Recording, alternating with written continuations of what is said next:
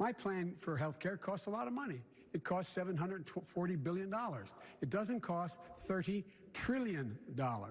Medicare for all will cost over $30 trillion. That's right, Joe. Status quo over 10 years will be $50 trillion. Those at the very top, the richest individuals and the biggest corporations, are going to pay more. And middle-class families are going to pay less.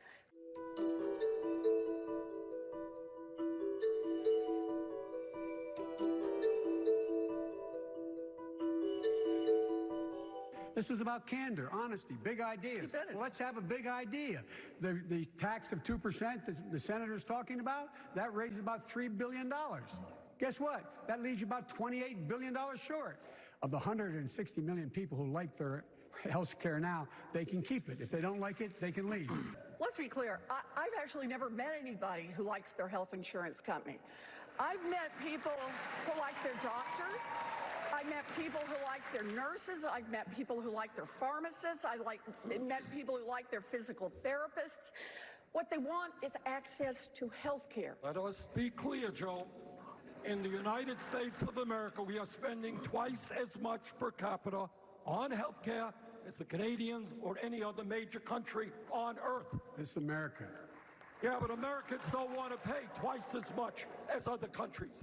My friend from Vermont thinks that the employer is going to give you back if you negotiate his union all these years, got a cut in wages because you got insurance. They're going to give back that money to the employee? Matter of fact, they will. Well, let me tell you something. For a socialist, you got a lot more confidence in corporate America than I do.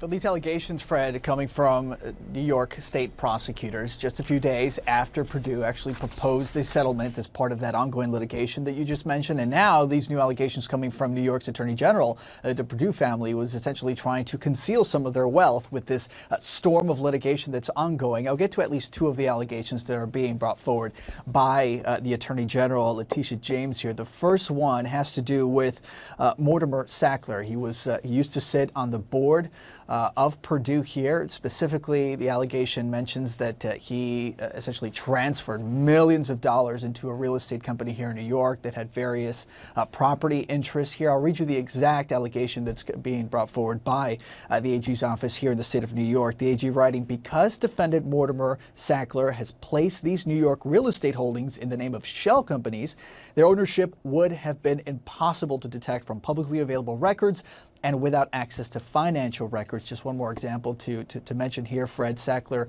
also allegedly received money that was funneled through some Swiss bank accounts. So that's just what the Attorney General's office is doing right now, is essentially to try to find out exactly how much wealth they have and where it is. Now, as for the Sackler family, they have responded, particularly, or at least specifically Mortimer Sackler, who said this is a cynical attempt by a hostile AG's office to generate defamatory headlines to try to torpedo a mutually beneficial settlement that is supported by so many other states and would result in billions of dollars going to communities and individuals across the country that need help. Sackler has additionally called these transactions, quote, decade-old transfers that were perfectly legal and appropriate at the time. They also insist that they have actually provided many documents already, Fred, to try to substantiate that. But of course, you hear from prosecutors who say they still want to see more documents. Let me quote.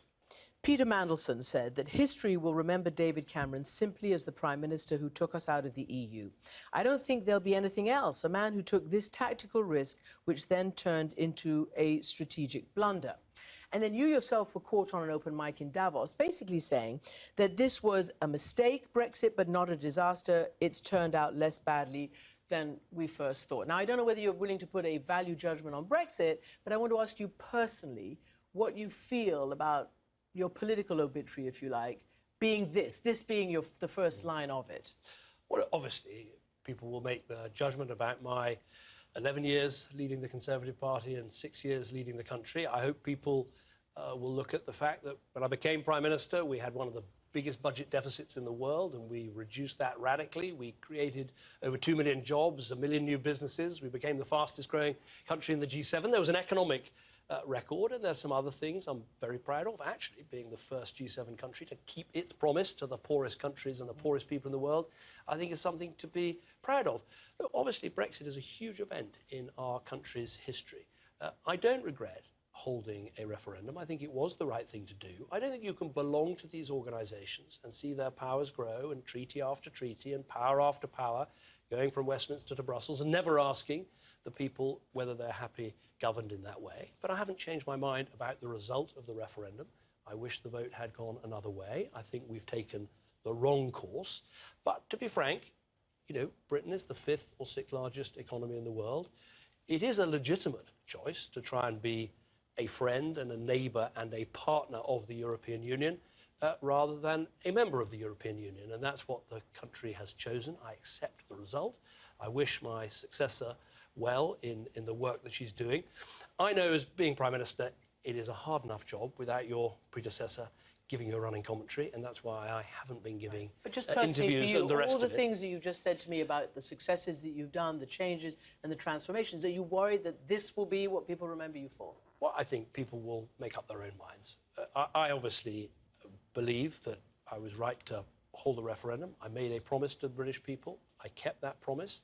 The point I would make is that, you know, people say it was all about politics. And of course, there's always politics involved in these decisions. But there was also, I believe, a quite fundamental problem that Britain had and Britain was seeing with the development of the single currency and the beginning of decisions being made about us without us, and we needed to fix our position. I wanted to fix it inside the European Union. The British public chose that we would fix it from outside the European Union, and I wish my successor well with her work in being what I hope will be a good and friendly and close neighbour to the European Union, rather than, as we were, perhaps we were a slightly reluctant and sometimes unhappy tenant.